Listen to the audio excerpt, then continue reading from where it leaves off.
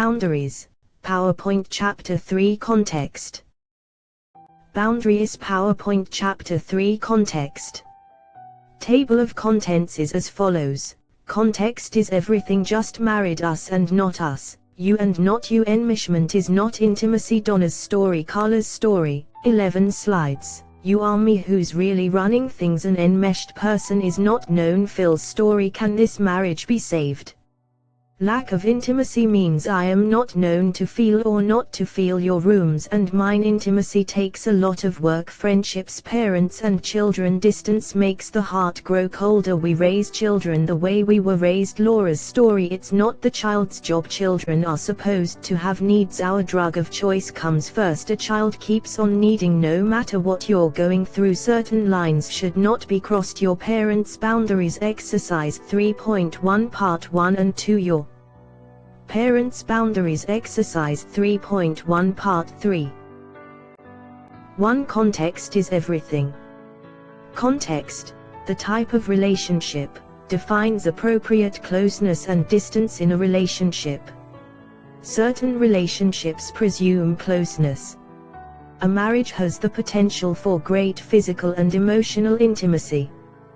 The parent-child relationship offers a range of safe physical closeness and a range of emotional involvement. Best friends can share some physical closeness and a high degree of emotional intimacy. Notice how the roles define the range of appropriate closeness. Sexual intimacy, desirable in a marriage or like partnership, is completely out of place between parents and children and in most friendships. Physical intimacy occurs along a continuum. At one end lives full sexual involvement, between committed partners, at the other, no contact of any kind, between strangers. Just as context defines appropriate closeness, it also defines appropriate distance. In the context of marriage or commitment, appropriate emotional intimacy leads comfortably to physical intimacy. Little or no sexual or emotional affection between married or committed partners, however, is often a sign of problems in the relationship. It can mean too much emotional distance or violating closeness. More about this later. Violations of distance happen when children don't get enough from their parents, when one spouse won't speak to the other, is emotionally cold, or is unwilling to discuss important matters, or when one friend refuses to work out a disagreement with another. Thus context, the type of relationship, defines the appropriate range of closeness and distance. Between spouses there can be a range of closeness and distance, but there's a limit to what is healthy at each end of that range. Between parent and child another range exists. Exceeding the limits of appropriate distance and closeness causes a boundary violation. Just married. Marriage and other committed relationships theoretically offer the greatest opportunity and allowance for full physical and emotional intimacy. Marriage is possibly the most complicated of relationships. It has a profound impact and influence on the course of one's life. Yet frequently it is entered into with little thought and awareness, half-understood reasons, and poorly known influences. Sometimes when I see a just married sign on a car, I imagine innocent lambs walking into a labyrinth or a 4-year-old put into the cockpit of an engaged 747. I have to resist the impulse to run over to the car and push my card through the window. Call in a couple of weeks or tonight if necessary, I want to tell them. Since I have a few boundaries, I don't act on my impulse. I'm almost compulsively appropriate. Anyway, this subject deserves its own chapter and gets one in chapter 6. So for now we'll just consider the appropriate range of closeness and distance in the context of an intimate partnership. Us and not us, you and not you. What is this range? The acceptable degree of intimacy and distance can vary in different marriages and within a single marriage from day to day. Communication is the lifeblood that keeps the partnership fluid and vital and clarifies each person's needs for intimacy and separateness. Ideally, the marriage contains enough togetherness to preserve the boundary of us and not us, and enough separation to preserve each person's individuality. In a healthy marriage or intimate partnership, each person is whole and intact. They choose to live together. They could still live if something happened to the other. Marriages seem to have the best chance if the partners have a lot in common: shared interests, similar values, kindred goals, comparable backgrounds, roughly equal intelligence, and a somewhat parallel way of looking at things. Too much difference builds in too much distance. On the other hand, each person is unique. This uniqueness contributes to the relationship and to the world. So it's critical for each person to have his and her own thoughts and feelings, and for each to take responsibility for his or her actions. Enmeshment is not intimacy. When one partner tries to influence the thinking of the other or wants the other to have exactly the same feelings, problems are inevitable. Falling in love feels exciting and involving, but the truth is, it's a fairly enmeshed stage of the relationship. Yes, it is validating for someone to have thoughts and feelings identical to our own. It feels wonderful. Eventually, though, perceptions will differ. How this is handled is critical for the future of the relationship. If Jack tries to overpower Jill's perceptions, thoughts, or feelings, if Jack insists that Jill's process is inferior or lacking, there's a problem. Jill will need very good boundaries to withstand Jack's onslaught on her self-worth. There's a big difference between enmeshment and intimacy. Enmeshment may feel like intimacy, but it is not. Intimacy comes from knowing each other very well, accepting shortcomings and differences, and loving each other anyway. Enmeshment is attempting to feel and think as if you were the same person. Since quite a bit of one's uniqueness is missed this way, neither person can really be known, a very different experience from intimacy. 5. Donna's story. When I got married, the movies and magazines portrayed marriage as happily ever after. Women were like Donna Reed. They had little earning power, but it didn't matter because this kind, wise, passionate husband would provide everything. All the wife had to do was cook wonderful, interesting meals, keep the house tidy and clean, and be attractive, patient, and constantly available to her husband and children. I'm trying to remember if Mom in Father Knows Best ever went on a trip with her girlfriends or had any challenging hobbies other than puttering around with a few flowers. I threw myself into marriage with enthusiasm. It got me away from my father's hands and into a world I could construct for myself. I was determined not to be the cold, distant person my mother was. So I lived for my children and my husband. My time was theirs. In 15 years, I had no life of my own. Every once in a while, I'd ask something of my husband, but it got to the point where it wasn't worth it. He'd always look at me like I was being completely unreasonable, like I was asking altogether too much. When I went into therapy, he was supportive at first until I found out I had needs. Then my whole family turned against me. My husband sided with my mother, and my daughter and husband tried to talk me out of going to sessions. For the first time in my life I was getting angry, and they all acted as if I was crazy. It was hard to stay in therapy. What they did hurt a lot. For 15 years I gave them everything in me. I gave them so much I didn't even have a self. And then when I finally started developing a me, they fought me. They didn't want me to change. They wanted me to go on living just for them. You know something? I was never revered for giving myself away. They treated me more like a brainless servant than a respected wife and mother. When I remember that, it helps me keep going even though they're so against me. I'll be damned if I'll let anyone stop me now. Even if they are the people I love most in the world. 6.1. Carla's story, slide 1 of 11. Before we married, Phil couldn't get enough of me. He wanted to be with me every possible moment.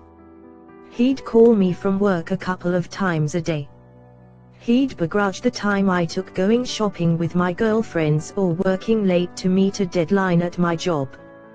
I felt so wanted. I didn't see a problem in it. My dad was a drunk and my mom was a dishrag, so it felt real good for someone to be so enthusiastic about me. Phil sent me flowers every week. He bought me lovely, expensive nightgowns. It turned my head. My friends were envious. They had all been married a while and complained that even if they draped themselves nude across the TV set, they couldn't get their husband's attention, especially if a ball game was on. Phil and I got married. Then he began criticizing my work. He said it kept me away from him. If I weren't working, I could have lunch with him a couple of times a week. We could be together as soon as he got home and he'd always be able to get me when he called. He got furious when I was away from the office with my boss and he couldn't reach me. He was jealous of my boss, this grey-haired fatherly teddy bear. I liked my job. I liked my boss. I liked working and having my own money, but Phil kept pressuring me so much that I finally gave in to him and quit. But then I didn't know what to do with myself, with all the time. There's only so much shopping and cooking you can do. I made elaborate meals. Phil loved that. He'd sing my praises all night long. But even that got to be a bore. I started feeling cynical about his enthusiasm toward me, which only made me feel like a schmuck. 6.2. Carla's story, slide 2 of 11. Here was this man adoring me and I looked at him sideways. I had to do something or I'd go crazy. About that time, my priest was talking about buying a house and fixing it up as a place for pregnant girls to live, to give them an alternative to abortion. He thought if we made it attractive, staffed it with good people, and offered some kind of skills training or educational grants, the girls could use their pregnancy as a time to get their lives together. I loved the idea and I volunteered to work with him. When I told Phil, he was furious. I didn't get it.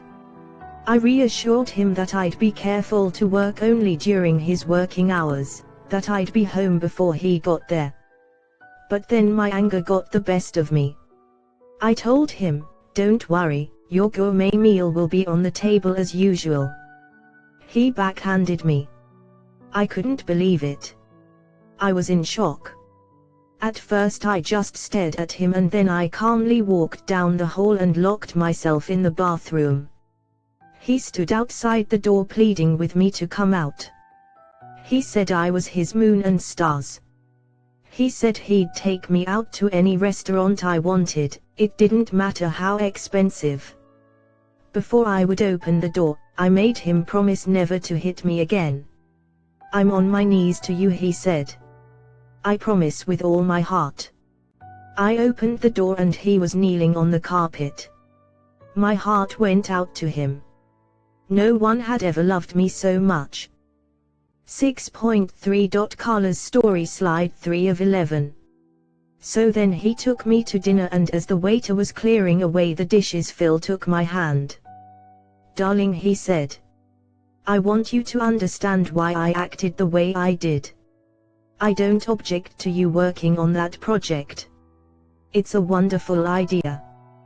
But you should have talked it over with me first. What if I'd needed your help with something? Then you would have had to break your commitment to the priest. From now on, ask me first when you want to do something. Then everything will be all right." Something felt wrong with that, but it seemed like such a simple thing. I promised I would. It wouldn't cost me anything and it was so important to him. For a while things were going well. Father Mike and I found a great house and we had enough contributions to buy it. Several families worked together to repair and paint it. Phil, of course, was page 31 there all the time. He can do anything: wiring, plumbing, heating. I felt so proud of how willing he was to give his energies to the project. After all, this wasn't even his church originally. He converted because my church meant so much to me. The only trouble we had was when he got home before I did. I became an expert at making it look like I'd been waiting for him to come home. Before I left in the morning, I'd set the table and get dinner practically done. Sometimes I'd put it in the oven on the timer. 6.4. Carla's story, slide 4 of 11. Many a day I'd race across town, tear into the garage, dash into the house, hide my coat in the pantry, and be tying my apron strings as he came through the front door. Then one day I discovered a curious thing. I had walked in after him, but the meat was sizzling in the oven and the house smelled delicious. I came through the door with a little bag in my hand, some horseradish I'd picked up that morning. His face had that dark look, but then he saw the bag. "Oh," he said, "you had to run out for something." "I'm no fool." I said I forgot the horseradish. He was courtly. He helped me with my coat and I went into the kitchen, figuratively sweeping my hand across my brow. The next day I went to 3 stores and bought one thing from each place: bag of breadcrumbs, a jar of dried parsley, things I could keep in my car and take in with me if I was late again. It worked like a charm. I got the reputation with him of being a little forgetful, and he'd tell this in amusing stories to our friends, and I'd smile and think the price was worth it. I don't know why it was okay for me to be late if I forgot something and a disaster to be late if I was working at Horizon House. A strange thing happened to me sexually. Before we were married, I was so attracted to him. Besides his dark hair and eyes, he had this passion, this enthusiasm for things. 6.5. Carla's story, slide 5 of 11. At first, it was thrilling to have all that passion directed at me. When we were first married, I can't even describe how it felt to see him approach me with that intense light in his eyes. I felt like the queen of the world. He's a masterful lover. It's obvious that his greatest pleasure is giving pleasure to me. With all this, I don't understand why I began to cool. I guess it started when I quit my job. At first, I felt a little removed from him. He'd caress my arm and I almost didn't feel it. I was just a little less interested in lovemaking. Page 32. When I look back, it seems that it really got worse when he started telling those stories about my forgetfulness. I started faking it in bed. I had to force myself to be present. Then another thing happened. It had to do with the mayoral election. Phil liked Ken White for mayor, but I'd already decided to vote for Edgar Hamage. So when Phil asked me about what I thought of Ken White, I told him. I said I liked Edgar Hamage. He'd done a responsible job on the school board. I said that I'd met him and felt he wasn't all wind and peanuts. His wife was a straight shooter and not one of those political wives with eyes that make you think of a dog chained to a fence. I warmed to my subject. I don't think Phil had ever asked what I thought. 6.6. Carla's story, slide 6 of 11. I was enjoying myself so much I didn't notice what was happening to Phil's face. When his frightening glower finally registered, I changed my tune. I said, "Of course, Ken White is a very nice man." It's odd, but I think that one sentence saved me. I couldn't tell you from what. Phil's face relaxed just a little bit, and I realized I'd just made it. But from then to the election, life was a battle. Phil couldn't let a moment go by without extolling Ken White's virtues. He brought pamphlets and told stories.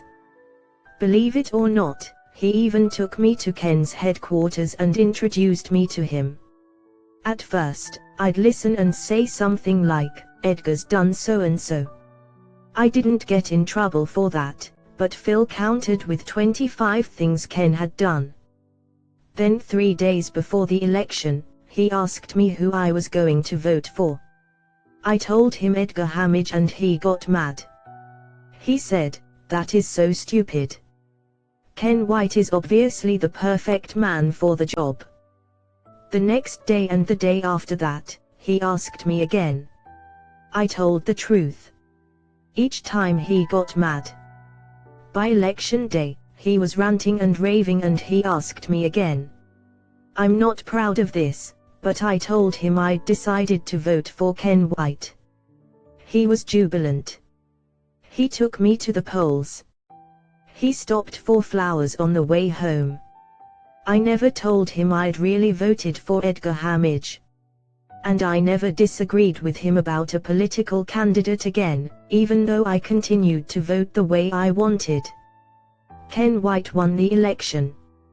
Phil told our friends that I was part of the winning team. 6.7. Carla's story slide 7 of 11. I don't know why that got to me, but it did. I never liked people thinking I'd supported White. I think he's a crook. After that was when I really started having trouble with Phil sexually. Page 33. Father Mike asked me to help him decorate Horizon House. I love doing things like that. Father has good taste for a priest. We had the best time figuring out how to brighten up the stuff people had donated. Don't get me wrong. People were good to be so generous. But some of the stuff, let's face it, they would have had to pay to get it dragged away. Father Mike and I decided what could be salvaged, what needed recovering, what would go where, and then we hit the stores to fill in the gaps. We picked out rugs and material for curtains and fabric for recovering. One day we were at Owen's department store picking out sheets. Father Mike had his arms full of bags, and I was looking at him, imagining what we looked like to others. A priest in clerical collar with a young, reasonably attractive woman standing in the bedding section loading up on sheets. It struck me funny. I started laughing and so did Father Mike. For a priest, he's really fun to be with. I got home early that day, no mad dash across town, and I was relaxed and happy as I approached the house. I walked through the door and got a fist in the head. I remember thinking as I fell that I must have surprised a burglar. 6.8. Carla's story slide 8 of 11. So I was shocked to look up and see Phil. "What are you doing?" I cried. "It's me." I was thinking he thought I was a burglar. He said, "Maybe I don't know you at all." Then he reached down, pulled me up, and struck me again. It took me several minutes to take in that he was hitting me on purpose. That he knew it was me. Through his yelling I figured out that he'd seen us at Owen's. So I started to explain.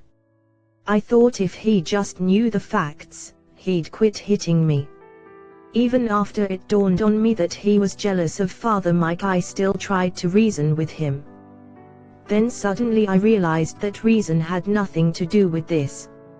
I maneuvered so that I was between him and the door and slowly backed away from him. Then I dashed out the door to my car. I had my keys in my pocket, but not my purse. He chased me, but I got into the car and locked the door. Then he tried to close the garage door on me as I was backing out. He almost did it too.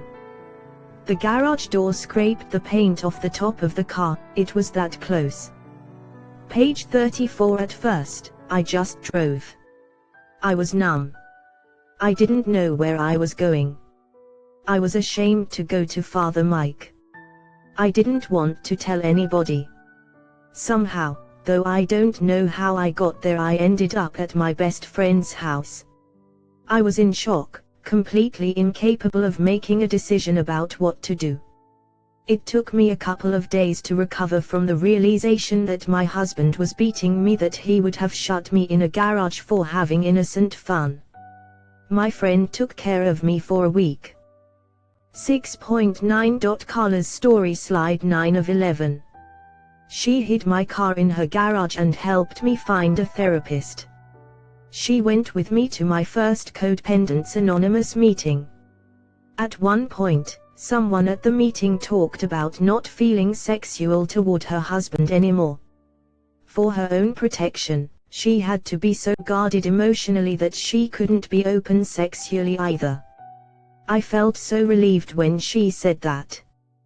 That had happened to me too. It's odd, but it never occurred to me to talk to my therapist about this. I'd never talked about sexual stuff with anyone.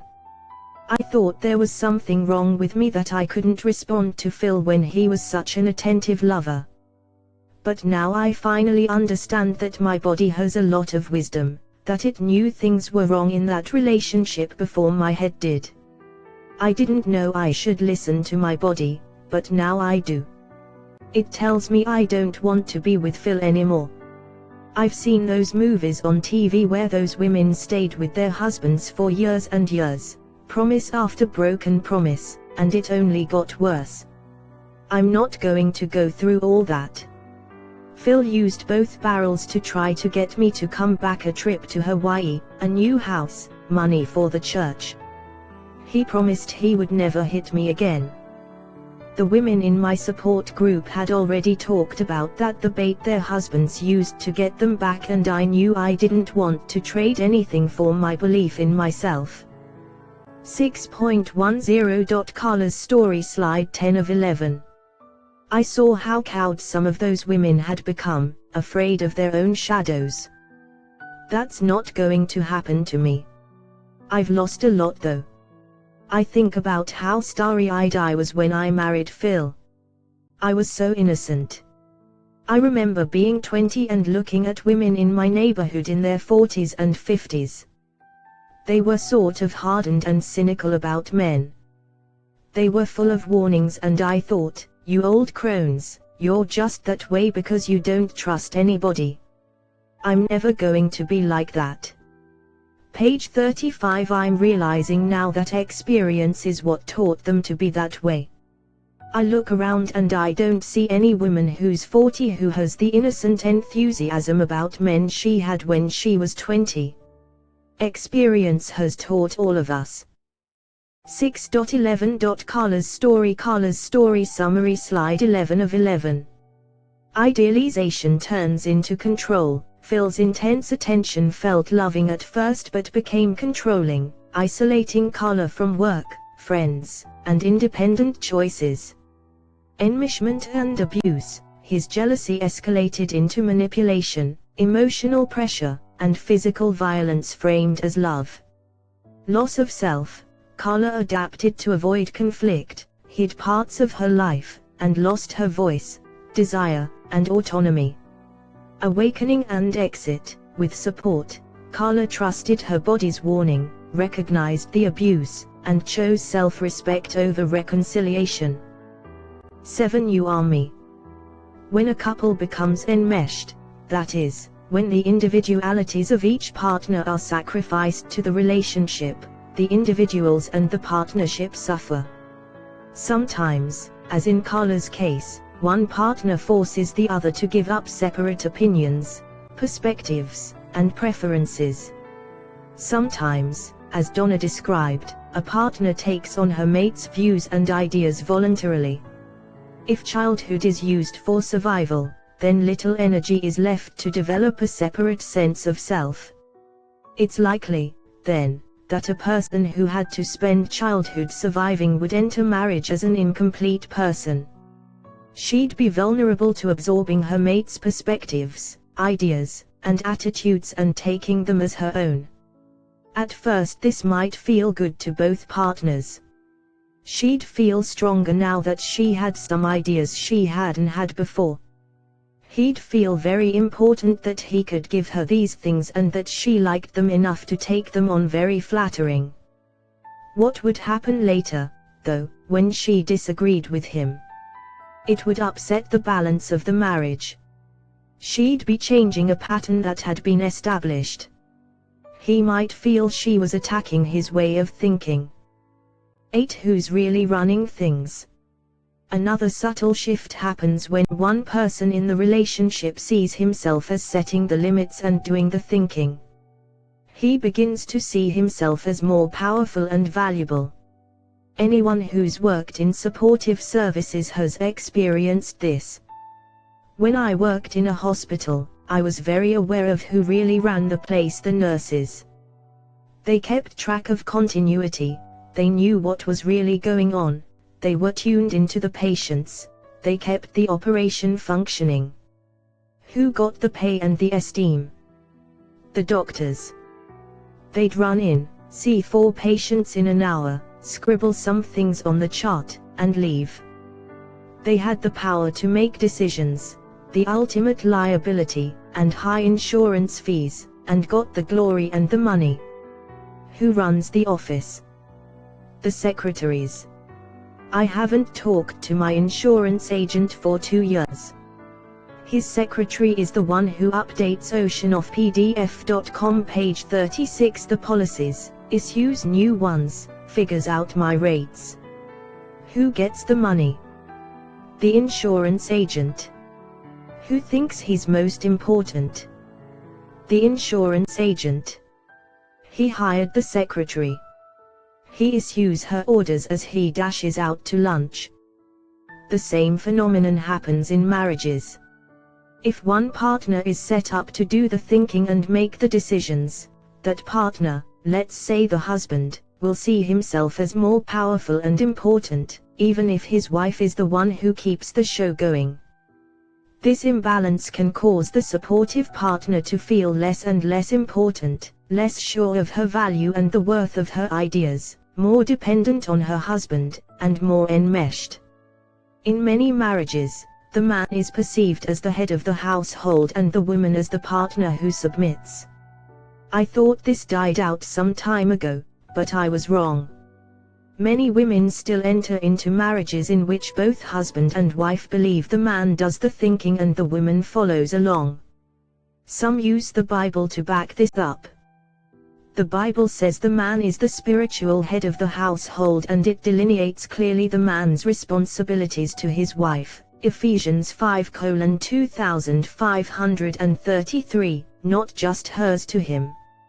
I've noticed that when men thump their Bibles over this matter, they seem to forget that their own job description is contained there. The Bible does not say that women are supposed to stop thinking. In fact, all the memorable women in the Bible were thinkers, opinionated, sometimes argumentative, often unafraid to challenge even God. 9. An enmeshed person is not known.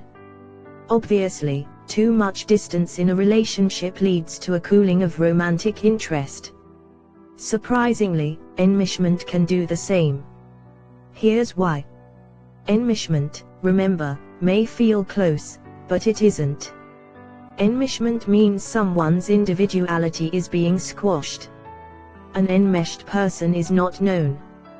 Phil seemed intensely involved with Carla. The truth is, however, he did not know her. He did not want her thoughts to be on anything but him. He wanted her opinions to echo his. He wanted to control her decisions and strove actively to separate her from people, work, and ideas that might take her attention from him. This kind of compulsive focus on a person is misleading. At first Carla felt she was the center of Phil's world. The truth that emerged, however, is that Phil's image of Carla was the center of his world, and whenever oceanoffpdf.com page 37 the real person deviated from that image, she was rejected. No wonder she lost the ability to feel his touch. He wasn't touching Carla. He was touching his image of Carla. True intimacy, in which each person is well known, leads to emotional closeness and easily into physical closeness. 10. Phil's story. When I married Carla, I thought I'd captured the sweetest flower on the face of the earth. She was so fresh and pink and shy. Nothing like my mother, who could stop a Sherman tank if she'd a mind to. She loved to hear me talk. I admit it, I liked it.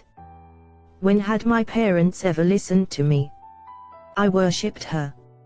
She was like a queen to meet the utmost in feminine grace. I wanted to buy her everything. I wanted to give her fancy clothes, the best house, anything she wanted. She didn't need to work. Why should she use herself up in a job that didn't matter? I make 3 times what she can make. She can stay home and I'll take care of her. I don't need much. A hot meal when I get home. To walk through the door and see her lovely face. I wait all day for that. Is it so much to ask? Really, that's all I wanted from her. To be home when I got there. To have dinner ready. To let me make love to her. Someone please explain to me what is wrong with this. Don't you understand how much I love her? I love her more than life itself. I would gladly give my life for her. I never meant to hit her. I wanted to cut off my hand after I did it. It horrified me. I'm not one of those men who thinks his wife deserves a beating. I would like you to understand my side though. I had dropped into Owen's to pick up a present for her. My every thought is on her. I'm absolutely faithful to her. I wouldn't even look at another woman. Anyway, I was headed to the lingerie section that's on the other side of linens and bedding. I glanced over there and saw this beautiful woman laughing. She was so merry and I thought how lucky the man with her was, to bring such joy to his women. When I saw it was Carla, I went crazy. Doesn't anyone understand that? I would buy Kentucky if I could put such a look on Carla's face. Another man, even a priest, giving that to her. No, I couldn't bear it. She's mine and mine only. Oceanoffpdf.com, page 38. I don't understand the problem over the election. I was just trying to prevent Carla from making a mistake. She doesn't know these guys like I do. Ken White's a member of my club. He's a great guy. It's good for us to know people in office. I don't believe she's lost interest in lovemaking. When we married, she was incredible, fresh, innocent, and passionate too. I have to express my love for her in every way, physically as well as through words and actions. The therapist asked me if I knew how Carla thought, if I knew what her interests were. I can answer that. She likes a clean house. She likes to cook. She likes to be attractive for me. She's a real lady, in the good old-fashioned sense. She likes to be active. She's a wonderful hostess. Anyone could tell you what fun they had when they came to our house for dinner. She knows how to put people at ease, makes them feel welcome. I was always very proud to be with her. We had lots of wonderful evenings, just the two of us. I'd read or talk, she'd do needlework and listen. What was it you asked? About her interests. Right. She likes to entertain and to do handwork. You want me to tell you more about her? What does it matter? What matters is that I love her. I'd do anything for her. That's the most important thing in the world. Nothing else counts. 11. Can this marriage be saved? Maybe. It's always a problem in a relationship if a person holds one strict view and can't take in an alternative perspective. It's comfortable to believe there's only one way to look at things and that nothing beyond that view exists. If Phil doesn't know about it, it doesn't exist. Period. He may truly love Carla enough to break his tightly held pattern, or he may find another woman to worship and continue through life in the dark about himself. Their relationship illustrates well the difference between enmeshed involvement and true intimacy. So the closeness desired in a committed relationship includes physical and emotional intimacy, knowing each other very well, understanding the other's thought processes, and an awareness of differences and similarities in perspective, opinion, attitude, preference, ideals, values, and goals. This intimacy includes the freedom to disagree, to want something different, and to have different needs. What about too much difference? What is too much distance in a committed relationship? 12. Lack of intimacy means I am not known. One cause of too much distance comes from not talking about important matters. If intimacy means being known by the other, lack of intimacy comes about from not being known. If partners aren't talking about problems, feelings, needs, and wants, they'll feel less known, and distance will grow between them. Distance also results when a partner is cold or emotionally withdrawn, when he makes himself unavailable to his partner, when he's focused primarily on work or alcohol or chemicals or acquiring things or getting ahead, or when he lets stress mount so high that he can't come out of himself to see the other. Why would a husband be cold to his wife? If, as a boy, he was taught to disregard feelings, then he was taught to be out of touch with himself.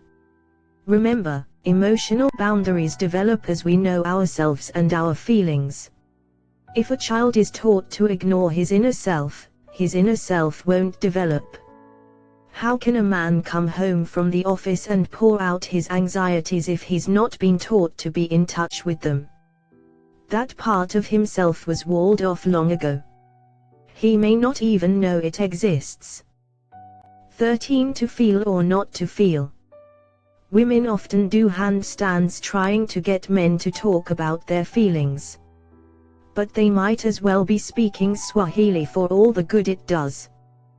They may get very emotional and thus remind the men exactly why they swore off feelings in the first place. They are messy, they make you lose control. To feel or not to feel becomes an enormous power struggle, a struggle that polarizes many a man and woman. Boy children are often taught their worth resides in what they can do, not who they are. Their focus is doing, not being, and they grow up taking refuge in doing. When a person neither knows his feelings nor has healthy ways to handle them, he is vulnerable to whatever will keep his feelings contained: alcohol, drugs, food, excessive work, stress, compulsive acquiring, compulsive hobbying. What's the solution? Getting expert help to learn the skills, not learn it as children. Therapists, classes, and anonymous programs all offer ways to discover one's hidden self, constructive ways to get back in contact with feelings. With support, you can safely feel hard things without crashing or hurting someone else until you're ready to solo. A wife is not the best person to teach her husband how to feel. The other issues in the marriage will sabotage the process and neither one will emerge enlightened. 14. Your rooms and mind distance. In a relationship can also result if the partners are very different from one another. It takes excellent communication and very clear boundaries to have intimacy when many differences exist. Although, if you're scared of intimacy, pick someone very different from you. Distance will be built in and the ensuing struggles will keep you both very busy. You'll be so involved you won't know you don't have intimacy. If your guiding light in life is to gather as many possessions as possible and mine is to live simply without dependence on things, we would have to have very intact boundaries to keep this difference from causing trouble in the relationship. Your things could threaten the space I need to feel comfortable. We might need to divide the house between your rooms and mine, so that we could each be free to arrange our visual and physical space to suit our needs. We would each have to work at accepting that your values are perfectly okay and have nothing to do with mine, and that mine are fine and say nothing about you. 15. Intimacy takes a lot of work. Marriage or a committed partnership permits the greatest physical and emotional intimacy. This intimacy comes about as partners grow in their knowledge and acceptance of each other. The balance between appropriate closeness and distance is difficult to find. With too much distance, the couple begins to lead separate lives in separate worlds. They develop separate languages and constituents. Sexual fulfillment decreases. With enmeshment, at least one person's separateness is lost. The other person may lose respect. Both may lose track of the other's uniqueness. Sexual fulfillment decreases. Thus, marriage is a process that challenges two people to develop their individuality in the context of intimacy. This process is delicate, difficult, and deliberate. The myth is that when the vows are spoken, intimacy automatically locks in place and leads you forward, like those automated trams at airports. The truth is that intimacy takes a lot of work and must be deliberately undertaken. I'll have more about intimacy in Chapter 8. 16. Friendships. What is the appropriate range of closeness between friends? In one sense, the sky's the limit. A friendship may be based on going to the movies together once a month or sharing the darkest secrets a couple of times a day. Great emotional closeness is possible between friends. As in marriage, the keys to closeness are communication and being known. Sometimes physical closeness becomes a part of the friendship. Friends may hug and hold each other in a non-sexual way that gives warmth and comfort. Sexual intimacy, not just sexual actions but speaking of one's sexual attraction to the other, generally changes the boundaries of the relationship. Sex that is not prepared for with emotional intimacy leaves a gap. Unless the gap is filled with increasing emotional closeness, the relationship and possibly the participants will suffer. The sexual revolution, a reaction to America's abiding Victorianism, extended sexual contact into casual acquaintance. Strictures against sexuality were once so encompassing that women weren't supposed to enjoy sex even after marriage. They certainly weren't supposed to talk about it. The pendulum has swung so far in the opposite direction that high school children are being sexual with partners they barely know. One consequence of AIDS is that we've had to learn about sexual responsibility the hard way. We now see that sexual experience brings about bonding, and hurt comes from bonding with people who will continue to be casual about us. So friendship offers a tremendous range of acceptable closeness and distance. A relationship will move in the direction of increased closeness if the participants make themselves known and make themselves open to knowing the other. Physical intimacy can be sexual and non-sexual. Non-sexual physical intimacy can be nurturing and comforting. Sexual intimacy changes the dynamic of the relationship. If emotional intimacy and the ability to communicate clearly about hard things has preceded it, it can enhance the relationship. If sexual intimacy is not grounded in emotional closeness and effective communication, it can lead to problems in the relationship. 17. Parents and children. Children need a lot from their parents beyond food, clothing, shelter, safety, and security. They need parental interest, guidance, affection, concern, and safe physical contact. Parental attention develops boundaries. Interest in a child's activities helps the child value what she can do. Interest in a child's thoughts helps the child expand his sense of his own mental processes. Guidance helps the child realize that certain choices are superior to others, an essential aspect of boundary development. Concern communicates a boundary that the child is nearing a limit. Physical affection communicates that the child belongs, that he or she is part of a unit. It helps the child develop the boundary of us and not us. Both too much distance and too much closeness between parents and children lead to problems. To a child, too much distance means abandonment and emotional neglect. Too much closeness enmeshment prevents the child from developing his own individuality and can foster in him a feeling of being responsible for the well-being of his parents. 18. Distance makes the heart grow colder. Why are some people emotionally distant? Why would parents, especially, be distant from their children? Why would a father look to his daughter to meet his needs? Isn't it clear that she needs him? People can require great emotional distance or enmeshment for a number of reasons: parental influence, chemical dependence, high stress, unmet needs, or inability to protect oneself. 19. We raise children the way we were raised. Parents are likely to parent as they were parented unless they've learned a different way and had their own needs met. How can a parent create intimacy if he's only known distance? How can she set limits if she's only known enmeshment? Intimacy requires that we know our feelings and needs, that we oceanoffpdf.com page 43 communicate them, and that we understand how to get our needs met.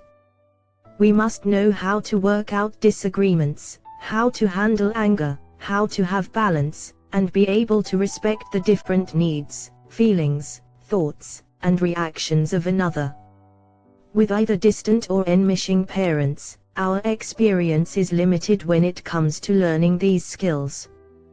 Distant parents provide too little emotional contact. Children receive insufficient mirroring, guidance, closeness, or feedback to develop a sense of their emotional selves. A child of enmeshed parents, on the other hand, gets filled, not with her own feelings, thoughts, and values, but with theirs. When such children become parents themselves, they tend to parent either in a similar fashion or reactively. For example, a daughter of withdrawn parents might become a distant mother, or she might get over-involved in her children's lives. She might want so much to protect them from the coldness she felt growing up that she unwittingly gets enmeshed with them, therefore depriving them of their separateness. When we become parents, we are vulnerable to being copies of our parents, the opposite of them, or some complicated combination of the two. 20. Laura's story. From the time I was a small girl, I was trained to meet the needs of others. My grandmother spent huge amounts of time doing volunteer work for worthwhile charities. In fact, she was gone a lot as I was growing up. From watching her, and because I was so alone, I learned early that I existed to serve others. My job in particular was to meet my mother's needs. I was to protect her and keep her secrets from my grandparents. When I got pregnant, I could think only of what the baby would give me. I thought of her as being something for me, someone who would be mine, who would provide me with a family. It was a lot to expect of someone who weighed less than a bag of apples. She died at birth, but I can see now what kind of parent I would have become. I would have expected her to meet my needs. At that time in my life, I'd been exposed to no information about effective parenting, even though I had a good education and did well in school. I can see that I'd have said things like, "Not now, later. Don't bother me, can't you see I'm busy? Get me my cigarettes." I can see I'd have felt pressured by her needs. I couldn't get mine met. How the hell could I have met hers? 21. It's not the child's job. How can parents meet the emotional needs of their children if their own go unmet? Some parents do a remarkable job despite this, but it's like pushing a boulder uphill. Many of these parents sacrifice themselves for their children. Others sacrifice their children for themselves. Children of a constantly sacrificing parent may repeat that same role when they become parents, passing on the sacrificial model and the resentment that invariably accompanies it. Parents may use their children to get their own needs met. Here are some of the ways parents use their children. 1. Expecting the child to take care of the parent. Parents may expect a child to take care of them emotionally, to listen to adult problems, or to give them encouragement or comfort. It's lovely if a child has the natural capacity to occasionally offer comfort, but it is not the child's full-time job. 2. Asking the child to make adult decisions. Children are sometimes presented with choices that are an adult's to make. A child made to feel responsible for the well-being of her parents is forced into a role she is ill-equipped to handle. She knows this and can grow up feeling too responsible for everything and inadequate to handle so much. 3. Enmeshing with the child, either living life vicariously by becoming too involved with the child's thoughts, interests, and activities, or making the child into a clone of the parent. Enmeshment, then, can arise from a parent's desperate feeling of emptiness. Mom wants to be filled and she fills herself with the child's life. Enmeshment can also be a way to feel validated. The child is made into a photocopy of the parent's interests and values, so that the parent's choices are reinforced. Dad is a lion tamer, so his son must be a lion tamer. The family has always eaten peanuts, so the daughter has to eat peanuts. 4. Misusing the child in order to feel powerful or to express anger. Incest can result when a parent needs to feel powerful. It can be a way of expressing anger at one's spouse or at all people of that gender. Physically abusing a child is another way to handle anger or frustration or feelings of being trapped and overwhelmed. The parent beats the child to relieve his or her emotional needs. 22. Children are supposed to have needs. Children need a lot. They come into the world with a set of demands. If a parent is already overwhelmed with his own unmet needs, the child's needs are just too much. Parents can handle this onslaught of demands by squashing them verbally or physically abusing the child to get him to stop demanding, or by being very distant, becoming so cold and withdrawn that the child's demands go unheard. Then the child suffers neglect and abandonment. She may grow up denying her own needs and later insist that her children meet them. It's an intricate, entangled cycle. The harm can be stopped, however, if parents enter into therapy or some form of treatment or recovery that will teach them healthy ways to handle their feelings and get their needs met. I was very sad in a recent session with parents. The father was using his son in a power struggle with his wife. The father decided he wasn't willing to stay in therapy to learn to be a different parent. Not only is he likely to lose his wife and family, he is also passing on to his son a legacy that will affect not only his entire life but the lives of his son's children. 2 or more generations affected because a father is afraid to feel. 23. Our drug of choice comes first.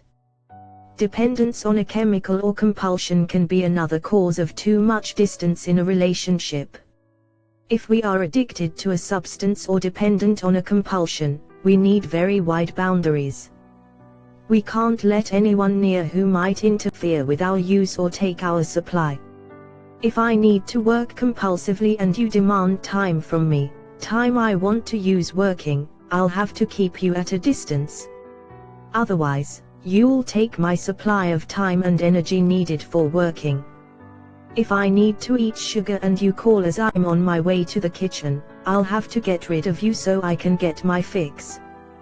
We can put people at a distance by being cold and unresponsive, by giving sharp, short answers, by discounting them and their needs. We can refuse to talk about our feelings, refuse to talk about important issues, or refuse to listen to them. When a person needs a chemical or an activity, he must keep away people who would interfere with his use. He must protect his supply, protect his intake, protect the secrecy around his need to use. A child becomes very peripheral to the need for the drug. A child becomes something to get out of the way. 24. A child keeps on needing no matter what. You're going through stress can cause people to need greater distance from others. If we are very burdened by work, fear, bills, illness, or unmet needs, we may be less available to listen and give. Unfortunately, a child keeps right on needing no matter what you're going through. You need to find a way to pay the bills, he needs to tell you about his game. Sometimes we experience more stress than the situation requires. Generally, stress means we aren't getting enough help. It can be heightened by self-made rules about doing things perfectly and not making any mistakes, by black and white thinking, not accepting help, not getting advice, not trusting, thinking we have to do everything ourselves, and other rules we may have made to survive childhood. Sometimes we get hooked on stress. Perhaps it's the intensity. Perhaps the rush makes us high.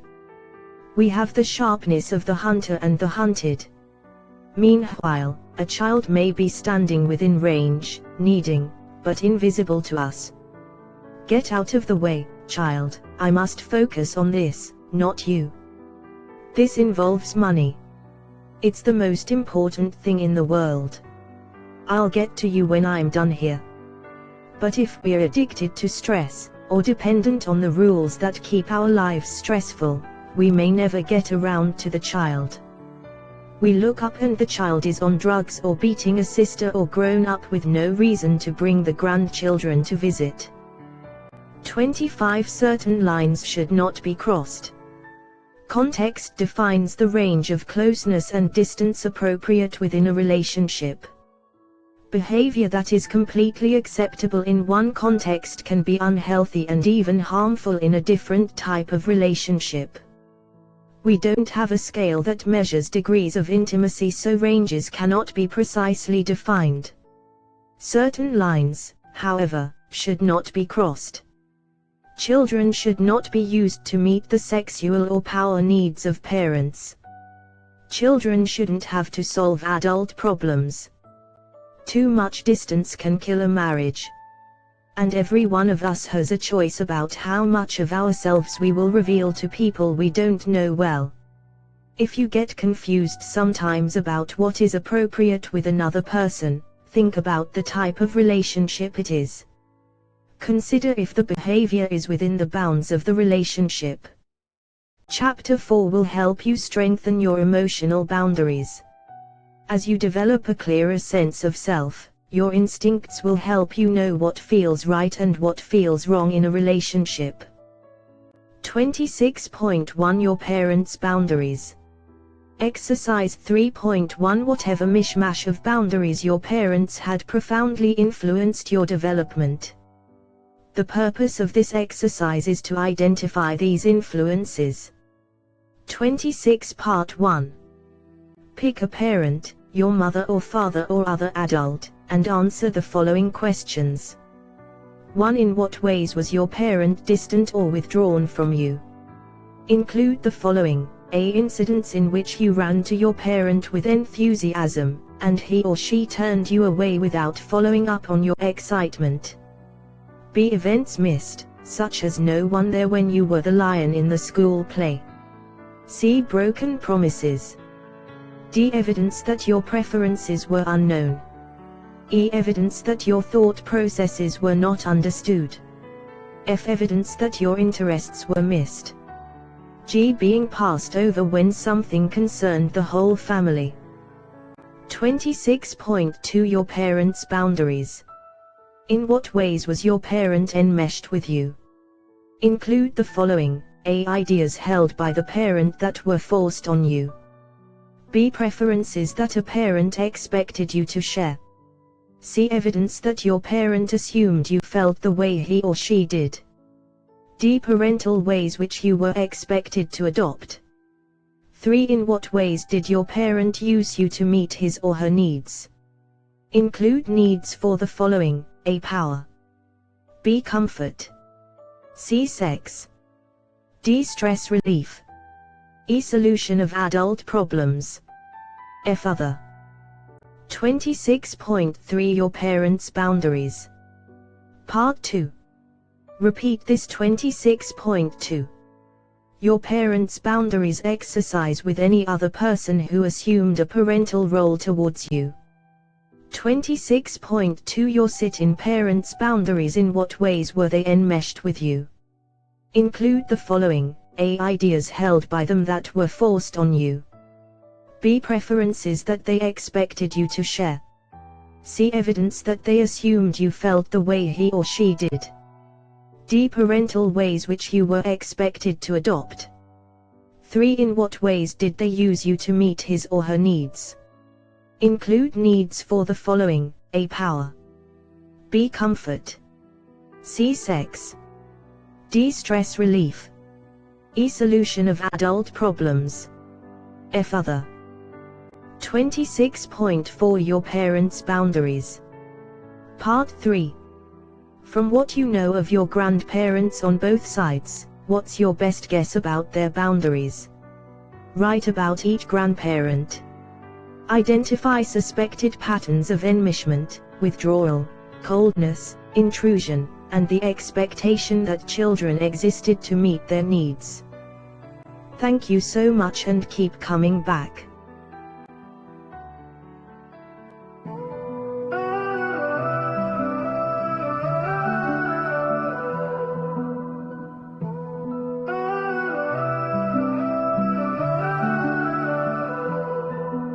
The static screaming in the dead of night. A preacher's voice turns wrong from right. The sky's on fire, the ashes fall. End of the line, the final call. It's a ticking clock on a burnt out time. A voice that's broken but still beguiled. The world drips out like a fading hue. What remains is us and a silent view.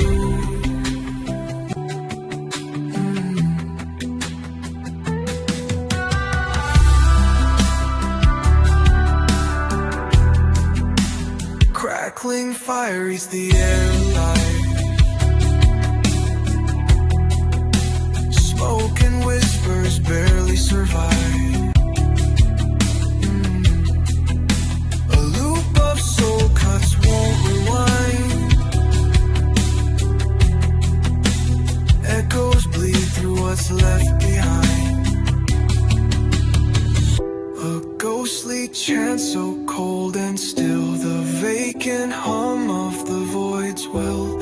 Every word glitches into decay, the sound of life being torn away. It's a ticking clock on a burnt out dial. A voice that's broken but still beguiled. The world drips out like a fading hue.